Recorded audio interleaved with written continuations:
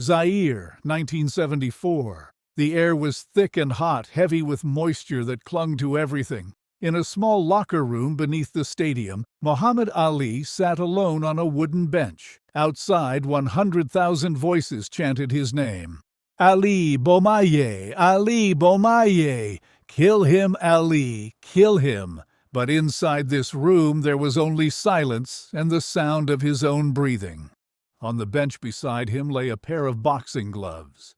Not new ones, not the ones he'd wear tonight. These were old, the leather cracked and faded, the laces frayed. He'd kept them for 10 years, from his very first professional fight. He picked one up and turned it over in his hands, studying it like an artifact from another life. That fighter, that young man who wore these gloves, he was gone now, replaced by someone older, slower, supposedly weaker.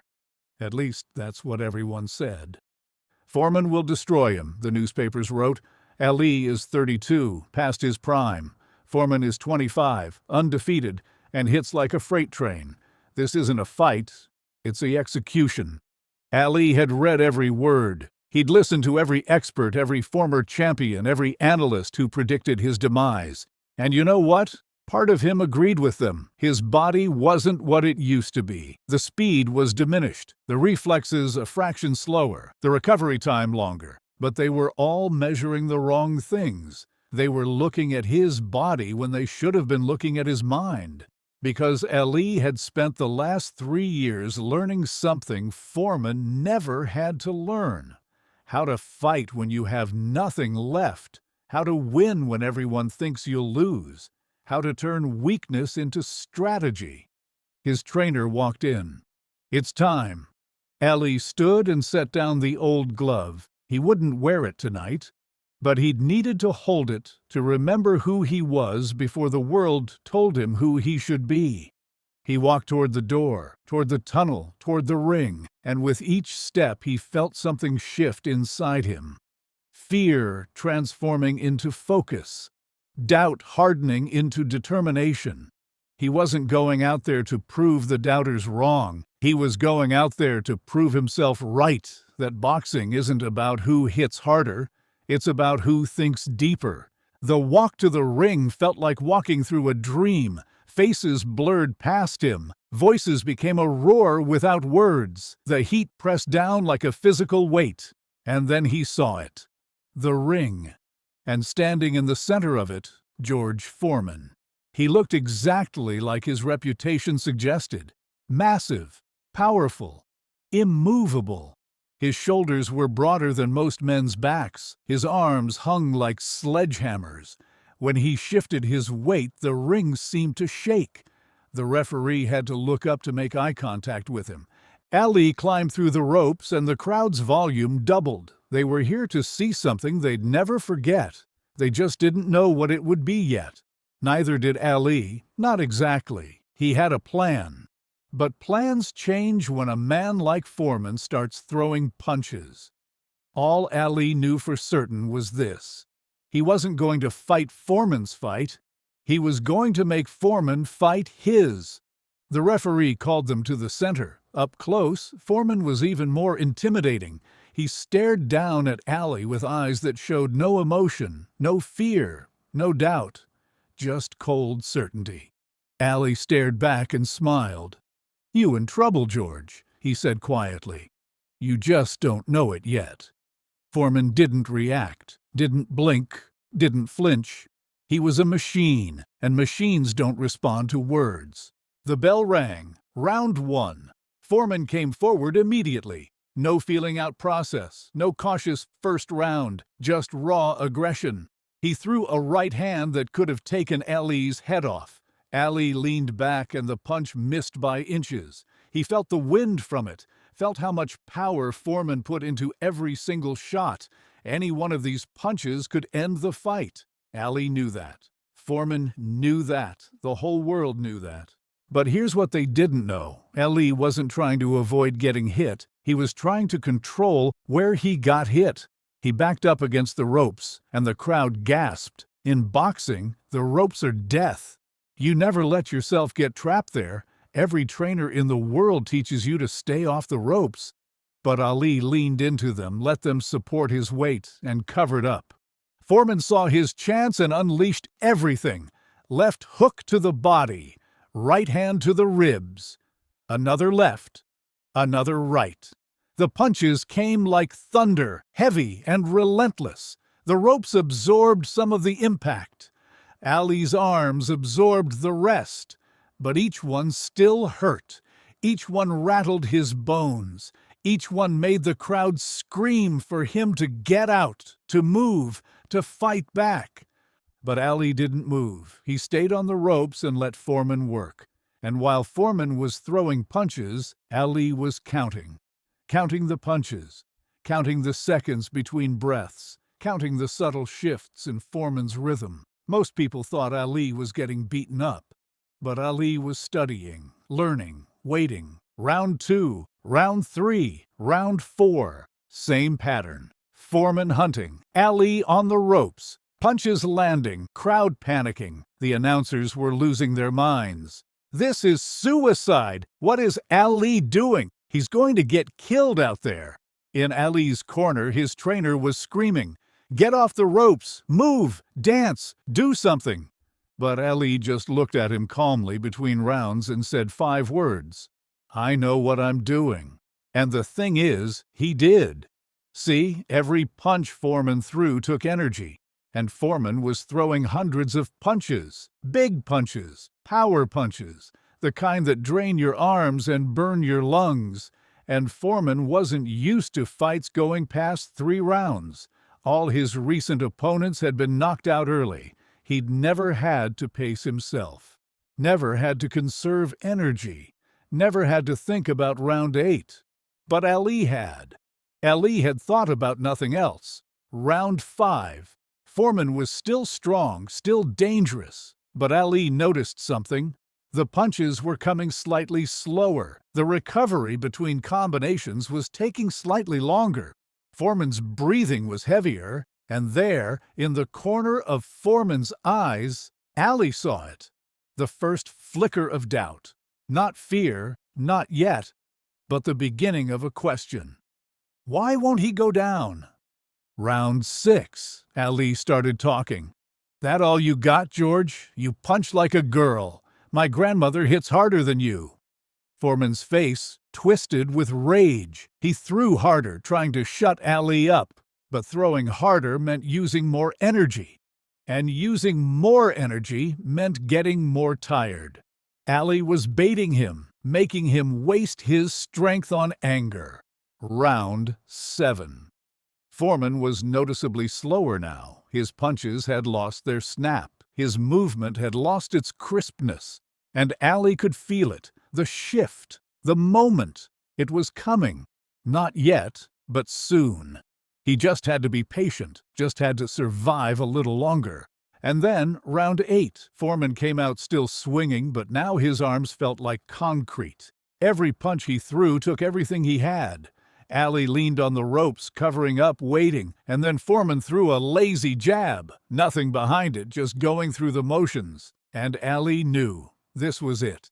He pushed off the ropes for the first time in 7 rounds. Foreman was surprised. Ali hadn't moved toward him all fight. Foreman tried to reset, tried to get his hands up, but he was exhausted. His arms didn't respond fast enough, and Ali saw the opening.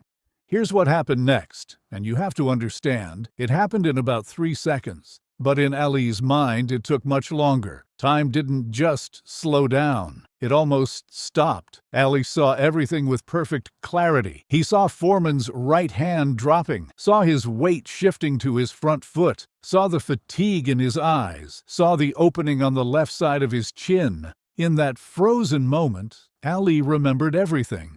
The kid in Louisville who learned to box because someone stole his bike. The Olympic gold medal. The fight with Liston. The room in Houston where he refused to sign. The 3 years in exile. The comeback in Atlanta. Every single choice, every single sacrifice, every single moment that led him here, to this ring, to this instant, to this one perfect punch. He pulled back his right hand. Not far, not a big wind-up. Just enough. and he threw it with everything he had left.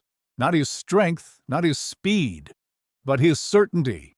The punch traveled maybe 12 inches, but it carried 10 years of weight. It landed clean on Foreman's chin. For a fraction of a second, nothing happened. Foreman just stood there, and then his legs betrayed him. His knees buckled, his eyes went unfocused, his massive body tilted backward. He tried to catch himself. His arms reached out for something to grab, but there was nothing. Only air.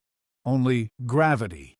And George Foreman, the most feared fighter in the world, the undefeated destroyer, fell. The referee started counting. Foreman tried to get up. He made it to one knee, then tried to stand. His legs wouldn't hold him. The referee reached 10. The fight was over. The stadium exploded with sound so loud it felt like the earth was cracking open. 100,000 people screaming at once. And in the center of all that noise, Muhammad Ali stood perfectly still. He didn't dance, didn't celebrate, didn't raise his arms in victory. He just looked down at Foreman, and in his eyes was something more than triumph. It was completion, like a book finally reaching its last page, like a question finally answered. He'd proven something to himself that no belt, no title, no acclaim could prove.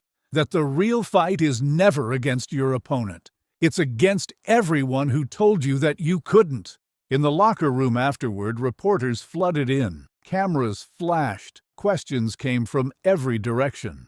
Ali, how did you do it? How did you beat Foreman? What was your strategy? Ali sat on the same bench where he'd held that old glove hours before. He was tired. His body ached. His ribs were bruised. His face was swollen. But his eyes were clear. "Wasn't about beating Foreman," he said quietly. "Was about beating what everyone thought about me, about proving that age is just a number. That experience beats youth. That thinking beats punching. That impossible is just a word people use when they've given up." A reporter pushed forward. "But Ali, they said you were finished, that you were too old, that you'd lost your speed." Ali smiled. "I did lose my speed, but I gained something better. I gained patience. I gained strategy. I gained the ability to turn my weakness into strength." "What do you mean?" another reporter asked. Ali leaned back against the wall. "When I was young, I relied on speed. I'd dance around, make them miss, tire them out. But I can't do that anymore. My legs ain't what they used to be, so I had to figure out a different way. The ropes became my dance. Instead of moving around the ring, I made Foreman come to me. Made him punch himself tired, used his strength against him. That's not something young Ali could have done. Young Ali was too proud to lean on the ropes, too proud to look like he was losing. But old Ali knows that looking weak and being weak are two different things." Someone in the back shouted, "What was going through your mind in round 8 right before you threw that final punch?" Ali closed his eyes, remembering. "I saw my whole life, every fight I ever fought, not just in the ring, the fight to be myself, the fight to stand up for what I believe, the fight to come back when everyone said I was done. And I realized something. All of it, every single moment led to that punch. That punch wasn't just physical. It was everything I am, everything I've been through, concentrated into one instant." The room went quiet. Even the reporters, used to asking questions, just listened. "You know what the funny thing is?" Ali continued. "People gonna remember the knockout, gonna remember Foreman falling, gonna remember me winning the title back. But what I'll remember is something different. I'll remember the moment right before I threw that punch, when time stopped, when everything became clear, when I knew, absolutely knew, that I was exactly where I was supposed to be." Days later, after the celebration died down, after the parade through Kinshasa, after the TV appearances and the magazine covers, Ali found himself alone again. He went back to that locker room, to that same bench. The stadium was empty now. Silent, he reached into his bag and pulled out those old gloves from his first fight. He looked at them for a long time. They represented who he was. These new gloves, the ones he'd just won the championship with, they represented who he'd become. And the distance between those two versions of himself was measured not in years, but in choices. In moments of doubt overcome, in battles fought both inside and outside the ring. He put the old gloves back in his bag. He didn't need them anymore. He'd carried them all the way to Zaire as a reminder of where he started. But now he knew something more important. It's not where you start that matters. It's how many times you get back up after being knocked down. It's how you turn your defeats into lessons. It's how you transform your weaknesses into strengths. The rope-a-dope wasn't just a strategy. It was a metaphor for his entire life. Take the punches, absorb the hits, look like you're losing, but all the while be thinking, be planning, be waiting for your moment. And when it comes, when time freezes and clarity arrives, you strike. Not with anger, not with desperation, but with certainty. Years later, people would study that fight. Boxing analysts would break down every round, every punch, every movement. They'd call the rope-a-dope one of the greatest strategies in boxing history.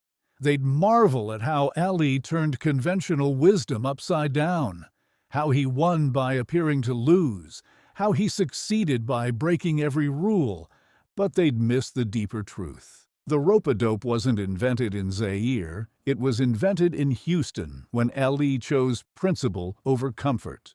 It was perfected during 3 years of exile, when he learned to absorb the world's punches while staying true to himself. It was mastered in Atlanta, when he proved he could still fight. Zaire was just where it all came together, where the physical strategy matched the life philosophy. Muhammad Ali taught the world something that night in Africa. He taught us that strength isn't about power, it's about endurance. Victory isn't about domination, it's about perseverance. And greatness isn't about never falling, it's about rising every single time you do. George Foreman, to his credit, understood this. Years later, he'd say, "Ali beat me mentally before he beat me physically. He made me believe I was winning when I was losing. He made me punch when I should have been thinking. He turned my greatest strength into my greatest weakness." That's the mark of genius. Not just beating your opponent, but making them beat themselves. Today, when people talk about that fight, they talk about the knockout. And yes, that punch was perfect. The timing, the placement, the power. But the real victory wasn't in that 3-second moment. It was in the 8 rounds before it. It was in every punch Ali absorbed while calculating. It was in every second he stayed patient while everyone screamed at him to move. It was in the absolute certainty that allowed him to wait for exactly the right moment. And that moment, when it came, didn't just stop time. It stopped doubt. It stopped the voices saying he was too old. It stopped the narrative that his best days were behind him. It stopped everything except the truth that Muhammad Ali was not just a fighter. He was a thinker, a strategist, a man who understood that the real fight is always in your head. The punch that stopped time wasn't just a punch, it was proof. Proof that wisdom beats youth, that patience beats aggression, that the mind, when properly used, will always defeat the body, and that sometimes the only way to win is to look like you're losing until the exact moment you're not. Muhammad Ali left Zaire as a champion, but more than that, he left as a teacher. He taught us that impossible is temporary. That age is just a number if your mind stays sharp. That the greatest victories come not when everything's in your favor, but when everything's against you and you win anyway. The punch that stopped time became timeless because it reminded us all of something we forget too easily. that we're capable of more than we think, that our limitations are often just beliefs waiting to be disproven, that the moment we stop fighting is the only moment we truly lose. And Ali never stopped fighting. Not in that ring in Zaire, not in his life, not even at the end when his body failed him, but his spirit never did. The punch that stopped time proved that some moments transcend their instant. They become lessons, they become inspiration, they become proof that one person, standing alone, can change what everyone believes is possible. That's what Ali did, not just in round 8, but in every round of his life. Thanks for watching. Please like the video and subscribe for more.